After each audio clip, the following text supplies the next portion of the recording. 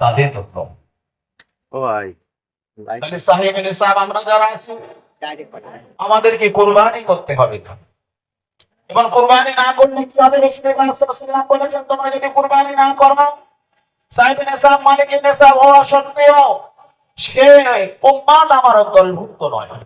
এবং কোরবানি করার অর্থ হলো ফাসাল্লি লিরাব্বিকা ওয়ানহার। রাসূল পাক সাল্লাল্লাহু আলাইহি ওয়াসাল্লামকে আল্লাহ বলেছেন যে নবী তুমি কুরবানি করো। কখন? ফাসাল্লি লিরাব্বিকা ওয়ানহার, নামাজ আদায় করো তারপরে তুমি কুরবানি করো। কুরবানি করার বিধান এই জন্য হলো মানব জীবনে তার পশুত্ব বিধানকে, মানব জীবনের তার পশুত্ব মনোভাবকে কুরবানি দিতে হবে। পশুর মধ্যে নামাজ নেই, পশুর মধ্যে রোজা নেই, পশুর মধ্যে হজ নেই, পশুর মধ্যে তাদের হলে যাকাত নেই, পশুর মধ্যে হালাল নেই, পশুর মধ্যে হারাম নেই। তারা ভালো মন্দ সাদা কলো ইসলামিক বিধান তারা বোঝে না। কিন্তু আমরা আশরাফুল মাখলুকাত আমাদের মধ্যে যে পশুত্ব খসলাগুলোকে কুরবানি দেওয়ার জন্য, মানে বিসর্জন দেওয়ার জন্য এই কুরবানি বিধান জারি করেছে। কিন্তু আজকে আমরা সমাজের মানুষ কুরবানি করব আবার পশুত্ব মনোভাব থাকবে, এটা আমাদের মধ্যে থেকে হবে না। সেই জন্য সমস্ত মুরব্বিয়ান বাবা ভাইরা জওয়ান যুবকদেরকে আমি বলছি, সমস্ত ভাইরা সকল ভাইদেরকে আমাদেরকে নামাজ আদায় করতে হবে পাঁচ ওয়াক্ত, এবং পশুত্ব মনোভাবকে দূরীভূত করতে হবে। মানুষের মধ্যে আমরা মানুষের আচার ব্যবহার, চলাফেরা, কথাবার্তা পৃথিবীর 18,000 মখলুকাতের শ্রেষ্ঠ আল্লাহ পাক তিনি আমাদেরকে যেমন বানিয়েছেন এই মানুষের ব্যবহারটা তেমন হতে হবে। তারপরে মানুষ বললে দাবি করলে মানা যায়। আর একটা বিষয় হলো ঘোষণা, আজকের ঈদের দিনে উৎসব আনন্দের বিষয় এলাকার ছেলেরা বিভিন্ন জায়গায় বিভিন্ন আত্মীয় স্বজনের বাড়িতে যাওয়া আসা, রাস্তাঘাটের সমস্ত সব কিছু তাদের একটা হক থাকে, আনন্দ করে। বিশেষ করে আমাদের জওয়ান যুবক ভাইদেরকে আমি বলছি, আপনারা যখন আত্মীয় স্বজন আপনজনদেরকে বাড়িতে যাবেন, বাইক নিয়ে যাবেন, হেলমেট ছাড়া কেউ যাবেন না। বাইকের গতিটা একটু কমিয়ে রাখবেন।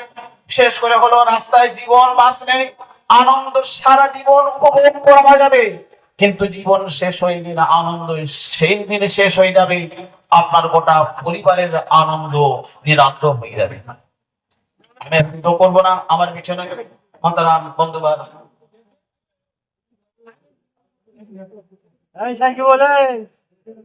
বস্তু বিভিন্ন জায়গায় বিতরণ করবেন। এটা হলো ইসলাম সমাজের মানুষদের এটা হলো হক, যেটা হলো তুমি খাওয়ানোদেরকে দাও, সেটা হলো সেফটিতে নিয়ে যাওয়া হয়।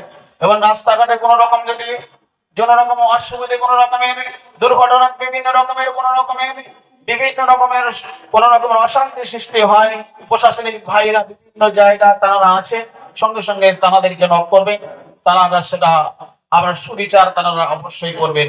আর একটা বিষয় আলোচনা যেটা হলো কুরবানি গোশত, এবছরতে গরু কুরবানি হচ্ছে না, যার কারণে আমাদের এলাকা ভিত্তিক এবং কাছাকাছি দুই মসজিদে বিভিন্ন জায়গা আমাদের সমস্ত কুরবানির গোশত তুলে নিয়ে এতিম অসহায় গরিবদের যে ভাগটা নিয়ে মসজিদে রাখা হয়, এবং তার থেকে একত্রিত করে এলাকার যত গরিব মানুষ আছে তাদেরকে নাম ডেকে ডেকে দেওয়া হয়। কিন্তু এবছরে গোশের এবং গোস্তর পরিমাণটা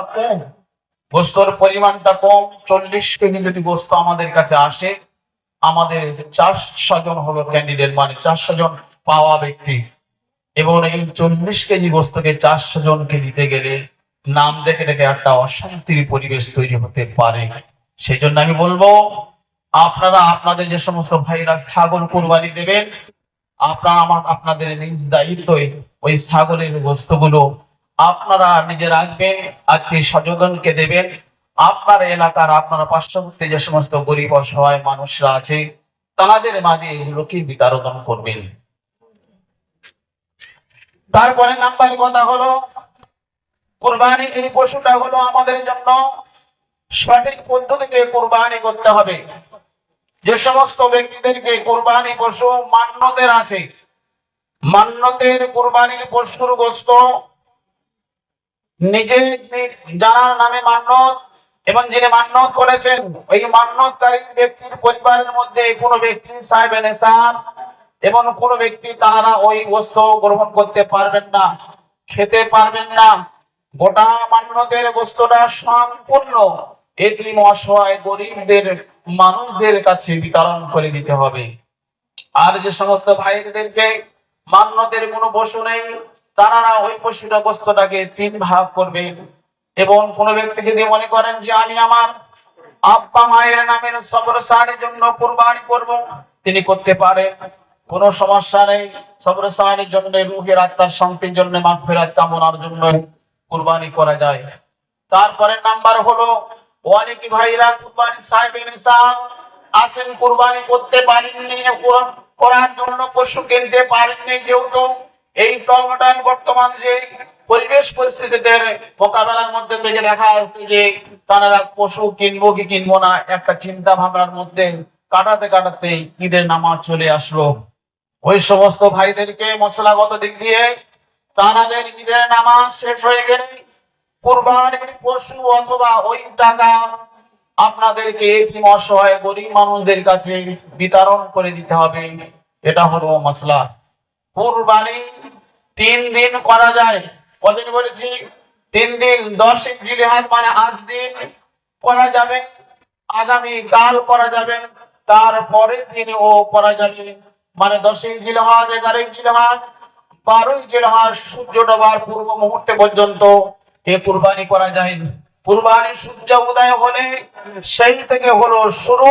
তবে ঈদের নামাজ না পড়ে কুরবানি করলে ওই কুরবানি আদায় হবে না। যিনি কুরবানি দেবেন, যার নামে কুরবানি হবে, তিনি যদি ঈদের নামাজ না আদায় করে কুরবানি করে, তার কুরবানি সহি হবে না। এবং ওই কুরবানি ঈদের নামাজের পরে থেকে নিয়ে সূর্য অস্ত যাবার পূর্ব মুহূর্তে পর্যন্ত এই সারাদিন কুরবানি করা যায় আছে। রাতের বেলা কুরবানি করলে কুরবানি মাকরুহ হবে, এবং রাতের বেলা কুরবানি করলে কুরবানি মাকরুহ হবে, কমজোরি কুরবানি হবে। তাহলে আপনাকে কুরবানি করতে গেলে এই 3 দিন আপনাকে কুরবানি করতে হবে। কুরবানি পশুর চামড়া, চামড়া হিসেবে যদি নিজের কাজে ব্যবহার করেন সেটা করতে পারে। যখন বিক্রয় হয়ে যাবে, আপনার যদি 500 টাকা থেকে নিয়ে যদি তৎসহ যদি 1 টাকাও বিক্রি হয়, তথাপি বিক্রয় হয়ে যদি যিনি কুরবানি দিয়েছেন ওই 1 টাকার মালিকও তিনি নন। সম্পূর্ণ ওই টাকাটা কুরবানির চামড়া যত টাকাই বিক্রি হবে এতিম অসহায় গরিবদের মানুষদের মাঝে বেশি দিতে হবে। সময় আছে সিনেই আর মাত্র 2 মিনিট সময় আছে। মুসলিম ভাইরা আপনারা সকলে কাতা সিজা করে